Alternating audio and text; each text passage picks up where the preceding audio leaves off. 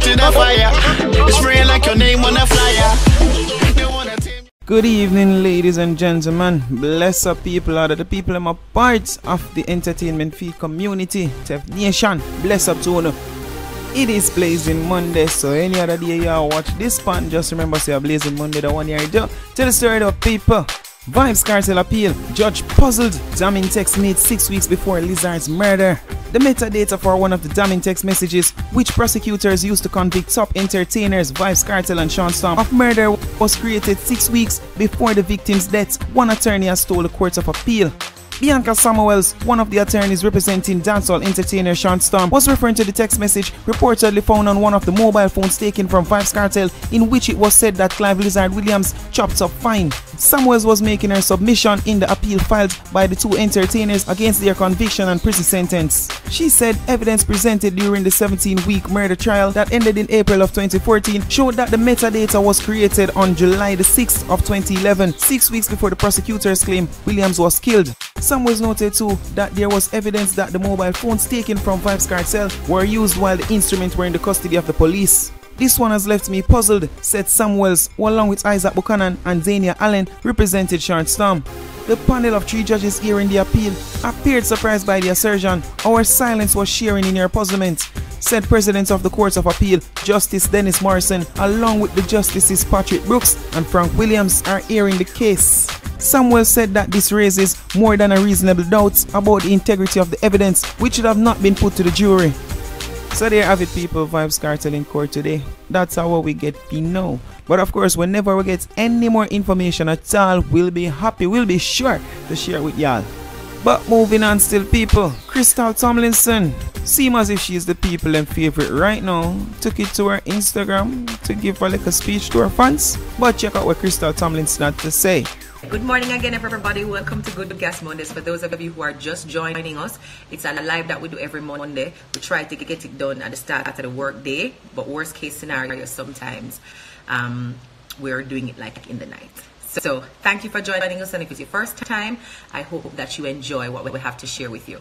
This is a good vibes only space, so I'm warning you from now. If you come with like bad energy, the people in the comments will cuss you off. All right.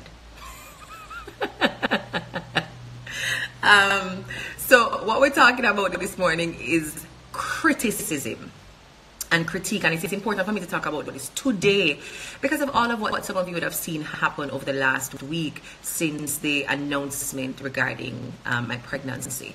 Now, I've had quite a bit of time to just reflect on the things that happened, not so much what has been said, because I haven't seen everything that everybody had to say, and I think to be honest with you, I only saw, like, sat down and read an article that was written by a gentleman. His name is Lipton Matthews, and he had written to the Gleaner, just saying, you know, how, let me use my own words now, impolite and inappropriate it was that the world seemed to be okay with an unwedded woman having a child. So I read through it because that spoke to a lot of preconceived notions about how Jamaican society should be modeled, going up blatantly against what our reality is, which is that marriages are not the prerequisite for childbearing in Jamaica. Don't know about any other culture, but in our culture that celebrates single mothers, clearly we don't have households built on this spiritual predisposition to make sure that you're married before you have children. So I was interested to read what he had to say. Found out a little bit after that he's from a very strong Christian upbringing and is conservative in his views, to which he has a right. So I don't even have no cussing to give to Mr. Matthews. But it's important that even as you become a champion for the word of God and the principles that you hold dear to you, that you recognize that even practicing Christian morality is a choice. If it were an obligation, like how we're obligated to inhale and exhale, if we never do it, we would have did. So it is a choice that each of us has. Now, a Christian can hold their view and tell me that, boy, if you don't choose this right path, then you're going to hell. But again, even the Creator has identified the innate right we have to choose how we would like to design our lives and then to judge us accordingly. So when every man making choice, Just allow the Creator to divine the way that He's going to reward or reprimand each of us as fruits of His creation. And I think it's very, very important that persons who have those very staunch Christian perspectives on how other people should live and how all of humanity should live, it's important that you recognize that wars are started because of that hard line and that incessant need to tell people what to do. And so there are entire sections of the world where people die every single day because sorry, let me apologize, a call came in. Because one person believes that this is how God needs us to live. People die every single day because of those hardline views. And so I want to caution anybody who is a crusader for Christ, anybody who really wants to propel the mission and the vision and the morals of Christianity, to be, just remember, you know, even when Christ came to do His own missionary work, it was a choice that He laid before individuals. And all who never choose to walk with Him were never ever condemned and made to feel as though they were less than the persons who made the choice to follow Him.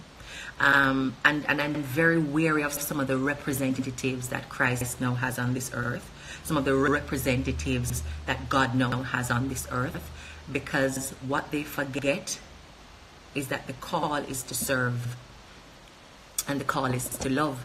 And so even as people choose not to do the thing that you think is necessary to do, at the end of the day, your job in modeling this person that you call your ultimate role model is to select that core principle that he saw as more important than all, and that was love.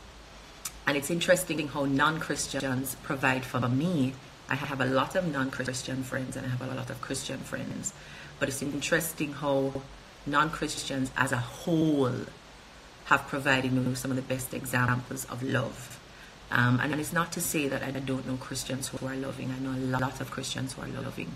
But in my experience, because I cannot talk about anybody else, a lot of the love and compassion that I've experienced and even seen displayed outside of my own life comes from people who don't identify as Christians. And it don't mean that they're not religious, it doesn't mean they're not spiritual, but they don't identify as traditional Christians. They may even still read the Bible, but don't identify with the church and how it advocates that we live. And those come from different experiences that they may have, but it's just something I have observed. Not launching any tirade against the church, and I'm certainly not launching any tirade against people who are traditional Christians.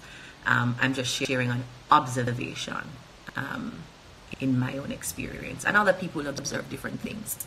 But coming out of last week, yes, I'm thinking on just very broadly now, nothing related to religiosity and spirituality, but this question of criticism and how people deal with criticism.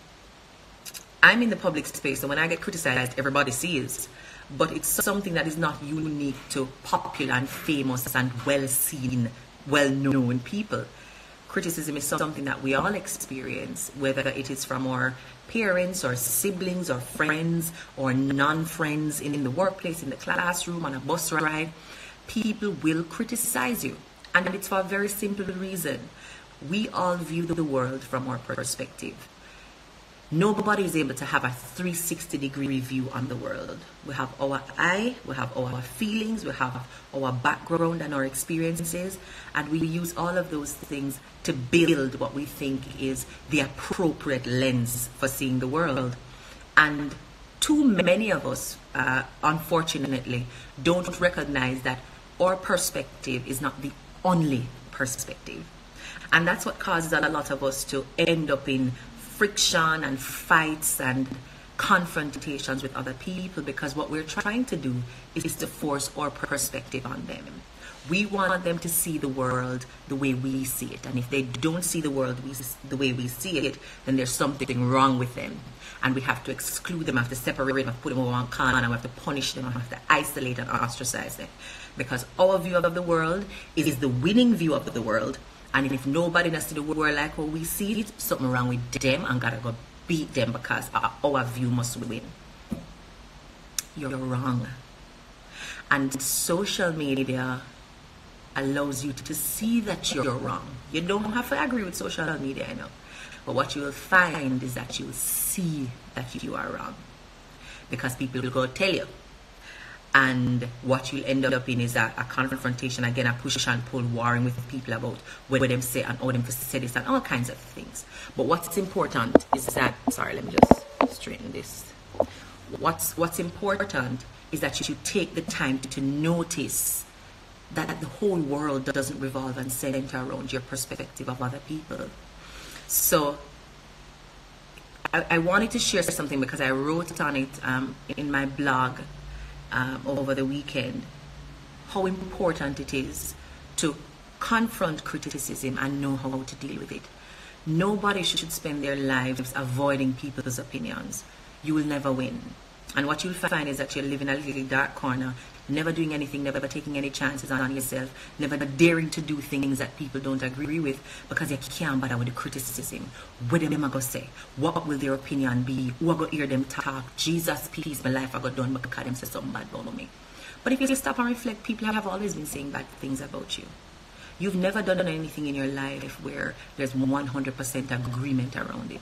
There was somebody, a colleague of mine, who messaged me to say that she's doing some work related to advocacy and health, and her family members are telling her that she shouldn't do it. Mind you, she's not doing anything that is untoward or immoral or disrespectful. She's just sharing her story related to a health issue. And there's somebody very close to her telling her that she not to do it and what she do it for. Yeah? So I found it very interesting that even when you're doing something good and something that benefits the whole world, people will be there to observe until you say you must do it, the wrong thing you had to do. I used the example in a video last week, Friday, that even the man who was sent to feed all of us and to give us what all of our souls needed, them still string him up on a cross, like nail two boards together and make him bleed out to death in the sun out with junk and fly and everything. And he came with a single mission to help us discern how to live better. None of us have that track record of perfection the way the Messiah had that track record. So you can't expect to live a life free of criticism. You can't expect to live a life free of animosity and opposition, because even the person who came here to do nothing but good things suffered a worse fate. So don't think that opposition is proof that you're not to do nothing. Sometimes opposition is proof that you are doing the right thing. As I gave you in the example of my friend, you're doing the right thing, but some people just not agree and would prefer you do nothing. And you have to choose if doing nothing fulfills you. You have to choose if people's opinion will be the coach. You know, people have a coach when them on the field and them at work. Our basketballer have a coach on the sidelines that tell them pass the ball, run the so defense, offense. Who will be your coach? Is it the people who are telling you to stop, don't do anything? Or your own inner voice? Because sometimes you're not nobody on the sideline to cheer for you. Is it going to be your own inner voice, that sound inside the spirit that tells you that you have something to do and you must do it because nobody? So ask yourself that question first of all. Which voice are you going to be listening to? Who or what will you allow to coach you? No. At the same time, it doesn't mean that all criticism is bad. And I never want you to live in some kind of deluded world where everything was somebody bad say, oh yeah, I got church is because a bad man and a bad man, and even a wicked and God need for complaining of them art because something wrong with them. That's not the point. The point is, be careful who you allow to coach you. And one of the things that I'm very clear on is being able to separate friends from non-friends, because not everybody who's not my friend is my enemy, but friends from non-friends. And you can tell based on what kinds of criticism you get and how the criticism is packaged. When people love and care about you, they criticize you from a space of love and compassion. So you will know when your mother beat you after the beating cool off, right? If I even 10 years it take for the beating cool off, when you look back, you'll remember that, boy, this is coming from a good place. I really shouldn't climb the mango tree that day there. You know, maybe I shouldn't go and pat and take out the food while it's hot, because she really never want me to steer on the gas stove because it's not safe to make me too short, right? Whatever it is that you would have been disciplined for by your parent or somebody who you know loves you, in the moment of discipline, it's going to feel harsh. It's going to be unwelcome because I don't know all of the man and take beat and say thank you and go in. That's the nature of discipline. It jolts and jars you out of what is comfortable, because that feeling of the discomfort will force you to stop what you're doing and reflect, right? If I even the pain you reflect on, you will stop what you're doing to reflect. So let's recognize that discipline comes from people who love us. It's not people who don't love you discipline you, right? But what you have to be careful of is taking direction and discipline from people who do not love you. You can't allow yourself to be prodded and guided in any sort of direction, north, south, east, or west, by people who, one, do not have your best interests at heart, and two, don't even know what your best interests are. They don't know you, and they take no time to know who you are, what you value, what your vision for your life is, but they would like to tell you how to lead it. They want to tell you what is good and what is bad for you. And you know that you've been in positions like that, where people who, if you need them, they're not there.